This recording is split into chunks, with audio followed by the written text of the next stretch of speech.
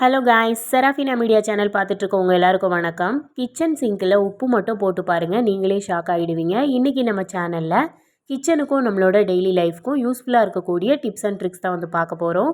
Video ஃபுல்லாக பாருங்கள். பார்த்துட்டு பிடிச்சிது அப்படின்னா நம்ம சேனலை சப்ஸ்கிரைப் பண்ணிக்கோங்க. இப்போ வாங்க வீடியோக்குள்ளே போகலாம்.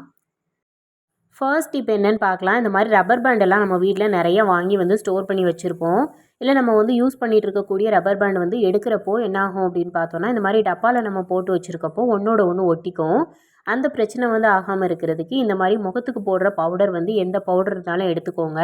அதை இந்த மாதிரி ரப்பர் பேண்டுக்குள்ளே நீங்கள் தட்டி வச்சுட்டு அதுக்கப்புறம் கையாலே வந்துட்டு இதை வந்து இந்த மாதிரி செஞ்சு விடுங்க. இந்த மாதிரி மிக்ஸ் பண்ணி விடுறப்போ ரப்பர் பேண்ட் வந்து எவ்வளோ நாள் ஆனாலும் ஒன்றோட ஒன்று ஒட்டாமல் அப்படி இருக்கும். இந்த மாதிரி வந்து பவுடர் போட்டு மிக்ஸ் பண்ணிவிட்டு அதுக்கப்புறம் நீங்கள் வந்து மூடி போட்டு க்ளோஸ் பண்ணி வச்சுக்கலாம்.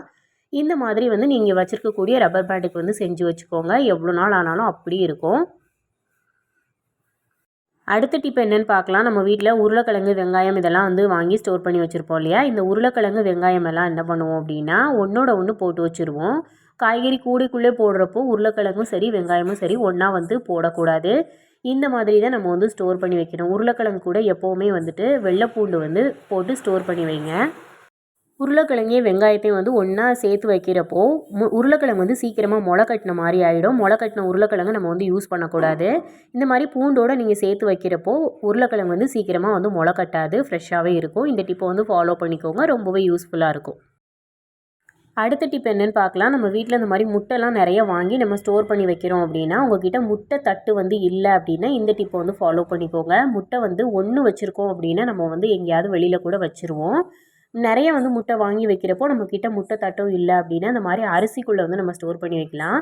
வைக்கிறப்போ இந்த மாதிரி கூம்பு பகுதி இருக்குது பார்த்தீங்களா, அதை வந்து மேல் பக்கமாக இருக்கிற மாதிரி வைங்க. கொஞ்சம் தட்டையான பகுதி வந்து அடியில் இருக்கிற மாதிரி வச்சு விடுங்க. இந்த மாதிரி வைக்கிறப்போ முட்டை வந்து எவ்வளோ நாள் ஆனாலும் அழுகி போகாமல் ஃப்ரெஷ்ஷாகவே இருக்கும். இந்த டிப்பை வந்து ஃபாலோ பண்ணிக்கோங்க. முட்டை தட்டெல்லாம் இல்லை அப்படின்னா இந்த மாதிரி அரிசிக்குள்ளே முட்டையை வச்சு நம்ம வந்து ஸ்டோர் பண்ணி வைக்கலாம். இதனால் வந்து உடஞ்சும் போகாது, ரொம்பவே சேஃபாக இருக்கும்.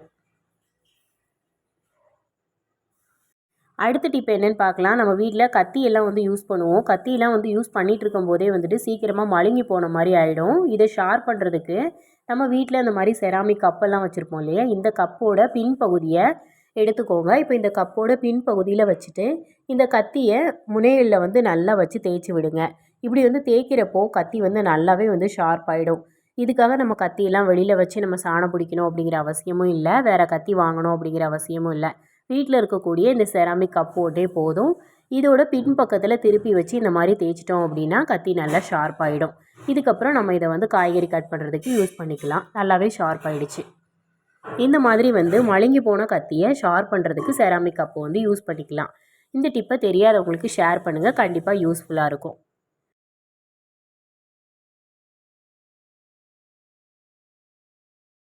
எல்லார் வீட்லேயும் வந்து நம்ம இஞ்சி வந்து யூஸ் பண்ணுவோம். இஞ்சி பூண்டு பேஸ்ட்லாம் வந்து ரெடி பண்ணுறதுக்கு இஞ்சி யூஸ் பண்ணுவோம். டீ குடிக்கிறதுக்கு இஞ்சி யூஸ் பண்ணுவோம். இந்த மாதிரி இஞ்சி வந்துட்டு தோல் உரிக்கிறதுக்கு வந்து நம்ம கத்தி தான் யூஸ் பண்ணுவோம். அந்த மாதிரி வந்து நம்ம கத்தி யூஸ் பண்ணுறப்போ நிறைய இஞ்சி வந்து வேஸ்ட் ஆகிறதுக்கு சான்சஸ் இருக்குது.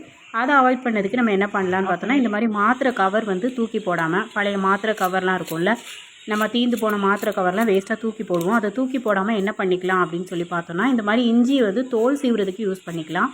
இப்படி வந்து தோல் சீவுறப்போ வந்து இது ரொம்பவே வந்துட்டு ஹெல்ப்ஃபுல்லாக இருக்கும்.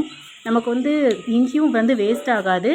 அதே சமயம் இஞ்சியோட தோலும் வந்து ஃபுல்லாக ரிமூவ் ஆகி ரொம்பவே பார்க்கறதுக்கு சூப்பராக இருக்கும். நீங்களும் இந்த டிப்பை வந்து வீட்டில் ட்ரை பண்ணி பாருங்கள். அடுத்த டிப் என்னென்னு பார்க்கலாம். கிச்சன் சிங்கில் உப்பு மட்டும் போட்டு பாருங்கள், நீங்களே ஷாக் ஆகிடுவீங்க.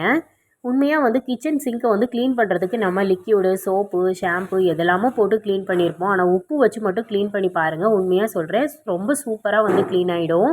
இப்போ பாருங்கள், என்னோடய சிங்க் வந்து எவ்வளோ அழுக்காக இருக்குது அப்படின்னு சொல்லிட்டு நான் வந்து உப்பு மட்டும்தான் வந்து போட்டிருக்கேன். இது கூட நான் எதுவுமே சேர்த்து க்ளீன் பண்ண போகிறதில்ல. இதில் நார்மலாக வந்து நம்ம க்ளீன் பண்ணுறதுக்காக ஒரு பழைய ஸ்டீல் ஸ்க்ரப்பர் வந்து எடுத்திருக்கேன். இதை வச்சுட்டு நான் அப்படி வந்து இதை தேய்ச்சி விடுறேன். ஆல்ரெடி இப்போ தான் வந்து பாத்திரமெல்லாம் கழுவிட்டு அந்த அழுக்குகளை நான் வந்து க்ளீன் பண்ணி எடுக்க போகிறேன். எப்போவுமே வந்து பாத்திரம் கழுவி முடித்த உடனே அழுக்குகள் வந்து சேரும் இல்லையா, இந்த அழுக்கை வந்து க்ளீன் பண்ணுறதுக்கு தான் நம்ம உப்பு வச்சு வந்து க்ளீன் பண்ண போகிறோம். இதில் எவ்வளோ அழுக்கு இருந்துச்சு அப்படின்னாலும் உப்பு மட்டும் வச்சு அழகாக வந்து க்ளீன் பண்ணிடலாம். இதுக்கு வேறு எந்த லிக்யூடோ சோப்போ எதுவுமே வந்து தேவையில்லை. நார்மலாக வந்து நம்ம சமையலுக்கு யூஸ் பண்ணக்கூடிய உப்பு மட்டுமே போதும். இப்போ இதை வச்சு நார்மலாக ஸ்டீல் ஸ்க்ரப்பரை வச்சு நான் வந்து தேய்ச்சி விடுறேன். ரொம்ப அழுத்தி தேய்க்கணும் அப்படிங்கிற அவசியமே இல்லை. நார்மலாக வந்து நீங்கள் தேய்ச்சிங்கனாலே போதும். இதில் உள்ள அழுக்குகள் எல்லாமே வந்து சூப்பராக வந்து க்ளீன் ஆகிடும். இப்போ நான் வந்து ஃபுல்லாக தேய்ச்சிட்டு வந்து காட்டுறேன் பாருங்கள். ஃபர்ஸ்ட்டு நம்ம பார்த்ததுக்கும் உப்பு வச்சு க்ளீன் பண்ணதுக்கப்புறம் நம்ம பார்க்குறதுக்கும் வித்தியாசம் வந்து நல்லாவே தெரியும். இந்த மாதிரி வந்து நம்ம அடிக்கடி வந்து க்ளீன் பண்ணுறப்போ நம்மளோட சிங்கையும் வந்து நீட்டாக நம்ம மெயின்டைன் பண்ணிக்கலாம். அது மட்டும் இல்லாமல் நம்ம சோப்பு அதெல்லாம் வந்து போட்டு தேய்க்கிறப்போ அதை கழுவுறதுக்கு நமக்கு நிறைய தண்ணியுமே வேஸ்ட் ஆகும் இல்லையா? இந்த மாதிரி உப்பு வச்சு நம்ம தேய்க்கிறப்போ நார்மலாக தண்ணியிலே வந்துட்டு நம்ம நீட்டாக சிங்கை வந்து கழுவி எடுத்துடலாம். இந்த மாதிரி வந்து நீங்கள் ட்ரை பண்ணி பாருங்கள். கண்டிப்பாக இந்த டிப் ரொம்பவே யூஸ்ஃபுல்லாக இருக்கும். பாத்திரம் கழுவி முடித்த உடனே கொஞ்சமாக உப்பு எடுத்துகிட்டு இந்த மாதிரி போட்டு ஃபுல்லாக வந்து தேய்ச்சி க்ளீன் பண்ணி விட்டுருங்க. இந்த மாதிரி க்ளீன் பண்ணிட்டீங்க அப்படின்னாலே சிங்க்கு ஃபுல்லாகவே வந்து சூப்பராக வந்து க்ளீன் ஆகிடும். இதுக்காக நம்ம சோப்பு லிக்யூடு எதுவுமே வந்து போட்டு தேய்க்க தேவையில்லை. இப்போ நான் வந்து க்ளீன் பண்ணி முடித்ததுக்கப்புறம் கம்மியான தண்ணியிலே இதை வந்து கழுவி காட்டுறேன் பாருங்கள். அதிகமாக இதுக்கு தண்ணி கூட செலவாகாது. நார்மலாக நம்ம தண்ணியிலே வந்து கழுவி எடுத்துடலாம். சிங்கோட எல்லா பகுதியிலையுமே வந்து நான் வந்து தேய்ச்சி விட்டுட்டேன். இந்த மூளை முடுக்கு எல்லா இடத்துலையுமே நான் வந்து தேய்ச்சி விட்டுட்டேன். உப்பு வச்சு மட்டும்தான் வந்து தேய்ச்சிருக்கேன். வேறு எதுவுமே வச்சு தேய்க்கலை. இதோட எல்லா பகுதியிலையுமே நான் வந்து தேய்ச்சி விட்டுருக்கேன். தேய்ச்சிட்டு அதுக்கப்புறம் நம்ம தண்ணி வச்சு வந்து கழுவி பார்க்கலாம். நல்லாவே வந்து க்ளீன் ஆகிருக்கு பாருங்கள். தேய்க்கும் போதே நல்ல வித்தியாசம் வந்து நமக்கு தெரியும்.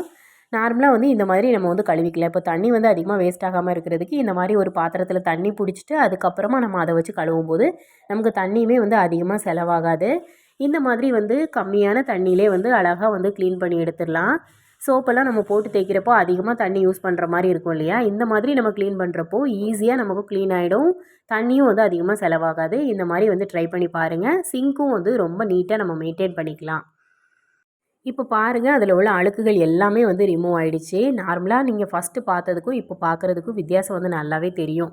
நார்மலாக நம்ம பாத்திரங்கள்லாம் கழுவுறப்போ கூட நம்ம உப்பு யூஸ் பண்ணி வந்து கழுவுனோம் அப்படின்னா அது நல்லாவே வந்து பளிச்சுன்னு மாறிடும். இந்த சிங்க்குமே பார்த்தோம் அப்படின்னா உப்பு வச்சு க்ளீன் பண்ணுறப்போவே நல்லாவே வந்து க்ளீன் ஆகிடுச்சு. இனிமேல் இந்த மெத்தடில் வந்து க்ளீன் பண்ணி பாருங்கள். உங்கள் சிங்க்கும் வந்து ரொம்ப நீட்டாக நம்ம வந்து மெயின்டைன் பண்ணிக்கலாம்.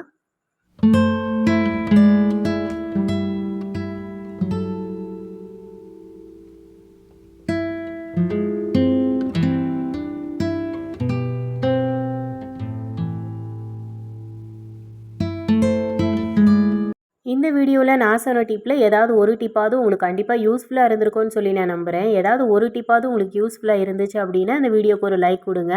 உங்கள் ஃப்ரெண்ட்ஸ் அண்ட் ஃபேமிலிக்கு ஷேர் பண்ணுங்கள். மறக்காமல் நம்ம சேனலை சப்ஸ்கிரைப் பண்ணி வச்சுக்கோங்க. தேங்க்ஸ் ஃபார் வாட்சிங்.